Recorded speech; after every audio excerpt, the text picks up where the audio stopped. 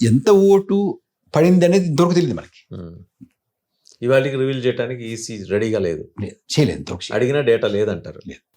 అడిగితే ఎందుకు మీకు, నువ్వు హైదరాబాద్ కొంత ఓటర్వి, నీకు మహారాష్ట్రలో ఓటింగ్ నీకెందుకు? అదేమిటండి అంటే ఎన్నికలు అనేటటువంటి ప్రక్రియ కేవలం ఎన్నికల సంఘానికి, రాజకీయ పార్టీలకి, అభ్యర్థులకి సంబంధించిందా? పౌరులకు సంబంధించిందా? ఈసీ అనుకుంటుంది. కాదు కదా. End of the day they are accountable to the public కదండి. పబ్లిక్ అంటే నేను ఒక పౌరుడిగా ఎన్ని ఓట్లు పడ్డాయి అనేటువంటి అడిగి తెలుసుకునేటువంటి హక్కు నాకు ఉంది కదా. I don't have to be candidate. నేను అభ్యర్థిని, పొలిటికల్ పార్టీని అయితేనా కానీ ఇవ్వరా? పోనీ పార్టీ కూడా అడుగుతోంది కదా.